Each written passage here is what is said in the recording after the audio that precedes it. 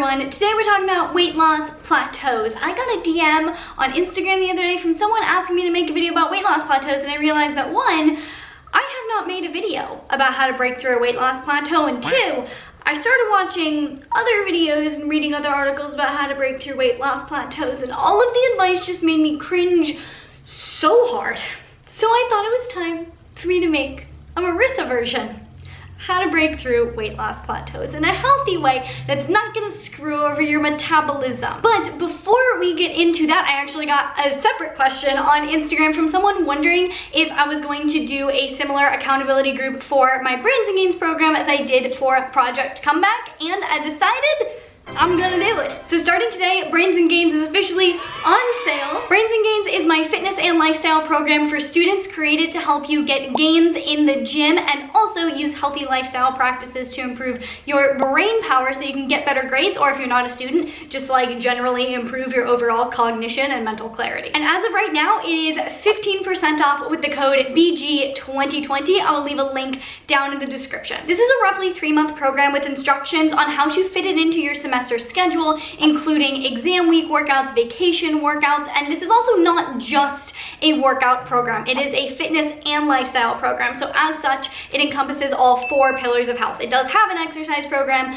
but there's also a section on nutrition, sleep, and stress. Within the exercise chapter, there is a phased resistance training program. It's phased so that you can use it semester after semester and continue to see results. You can choose your workout frequency anywhere from 2 to 6 days a week, and yes, there are dumbbell alternatives for every single exercise, so if your gym is still not open, you can do this at home with just dumbbells. And then it also includes mini study enhancer workouts that are designed to boost your cognition, memory retention, and focus to maximize your study sessions. The nutrition section has calorie plans for fat loss, building muscle, and reverse dieting. There's also student budget-friendly meals that are also student kitchen-friendly meals, so there's some that just require a microwave. And then within that, there's a whole section on food, supplements, and dietary changes that you can make to boost your mental clarity, cognition, as well as your performance in the gym. And then both the sleep and the stress sections have a scientific breakdown of why sleep and stress are so important for not only fueling the gains, but fueling your brain, as well as plans to improve the quality of your sleep and your stress levels throughout the course of the program. And then, as I did with Project Comeback last time, since it has been requested, I will be doing an accountability group for this round of Brains and Gains. Again, I don't know if I'll do this in the future,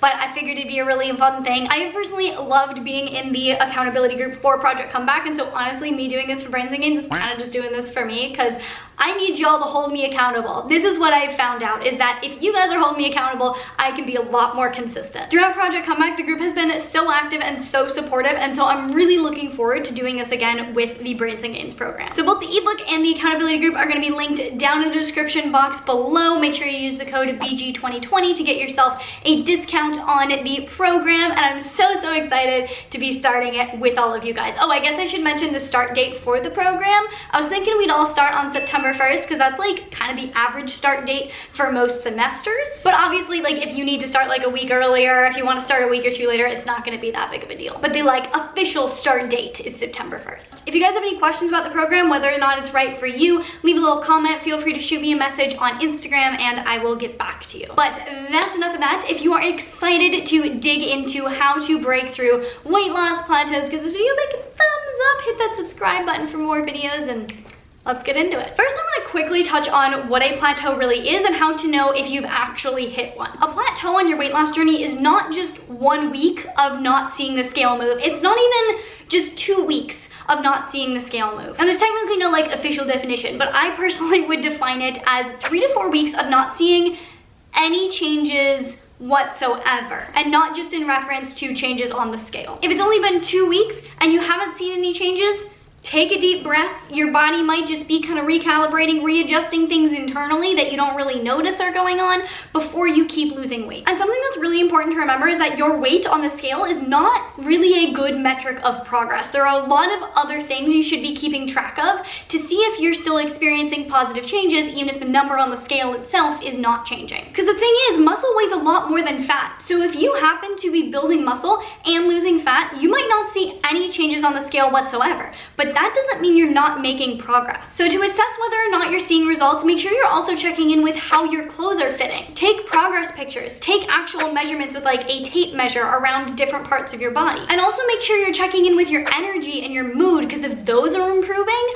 that's showing a clear progress in a positive direction. I can't tell you how many times I see someone post something along the lines of, it's been 2 weeks and the scale isn't moving, what am I doing wrong? I mean, I know my clothes are fitting a lot better and my mood is a lot better, but I must be doing something wrong, please help. And it's like, no, you're doing everything right. Like, if your clothes are fitting better, if your mood is improved, you're going in the right direction. There is progress happening. And if your clothes are fitting better and the scale hasn't changed, that means you're probably building muscle and losing fat, which is like the best of both worlds. Like, enjoy that while it lasts, because it's really hard to achieve that if you've been regularly weight training for a couple years. But let's say you have reached a plateau. It's been 3 to 4 weeks, you haven't seen any changes in literally anything. First thing I would encourage you to do is educate yourself on how to avoid weight loss plateaus in the first place. My video all about how to lose fat and prevent plateauing goes into this in detail. It's all about how to implement mini cut cycles so that you can continually lose fat every time you're in a deficit, not slow down your metabolism, and not really plateau. So I will link that video down in the description box below. If you have not seen it, start there. But let's say you're doing everything right. You're implementing the mini cut cycles and you are just not seeing the same changes that you were when you first started. In fact, you're not seeing any changes at all.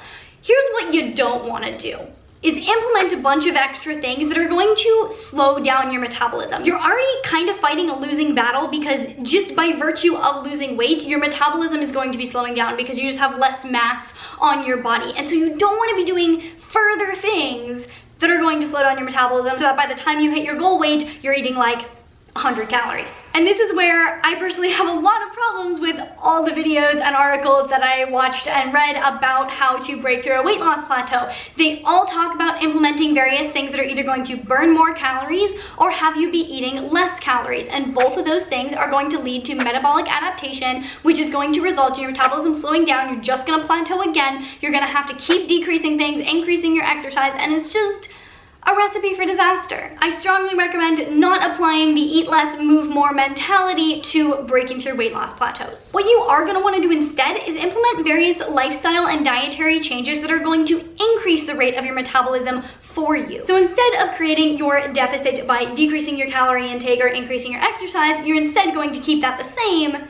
and increase your metabolic rate to create more of a deficit. One of the best places to start to do this is to change up your exercise. And by change up, I don't mean increase. I just mean change up. Your body is an adaptation machine. If you've been doing the same style of training for months on end, your body's going to get very efficient at that style of training. And so it's going to learn how to burn fewer calories doing that style of training. So if you change things up, I hate to say the term muscle confusion because it gets so overused and so misused, but it's kind of the idea of muscle confusion, where your body is suddenly like, oh, this is new, this is different, we have to change a bunch of things to figure out how to adapt to this better. And that in itself is going to force your body to burn more calories because it's going to be less efficient with this new form of training that you haven't been doing for a while. So a really good way to do this is just to go from training for hypertrophy, you know, in the like 8 to 12 rep range, just train for strength in the like 2 to 5 rep range. Or maybe switch to a more performance or skill-based kind of programming. Another way to change your exercise is to change your exercise frequency, but keep the total volume roughly the same.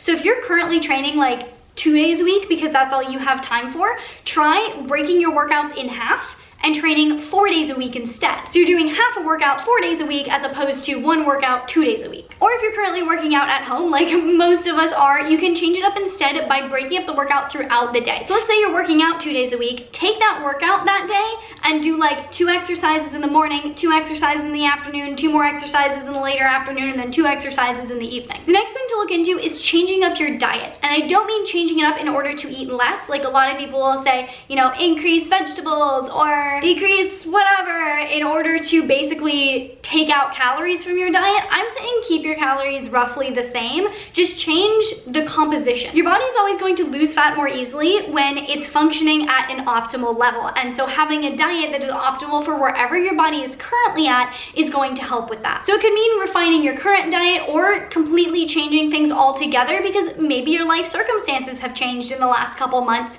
and your body needs a little different way of getting its nutrients. One thing you can try is decreasing carbs and increasing fat intake in order to help stabilize your blood sugar. Or maybe try increasing protein and decreasing either carbs or fats to compensate in order to boost muscle repair. Reducing your intake of processed or inflammatory foods and replacing those foods with nutrient-dense foods is going to help your body function more optimally. It's gonna get rid of some inflammation and just kind of help your body overall turn into a calorie-burning machine. And speaking of nutrient-dense foods, increasing your intake of vegetables and nutrient-dense foods by itself may give your body the micronutrients that it needs to accomplish all the different metabolic processes that need to occur for weight loss. And lastly, consider increasing your water intake. If you're already consuming enough water, then this probably isn't gonna help you. Like going from 1 gallon to 2 gallons is probably not gonna make that much of a difference, but going from like 16 ounces to 60 ounces is going to make a huge difference, because it's just gonna keep your body hydrated, which is gonna help it do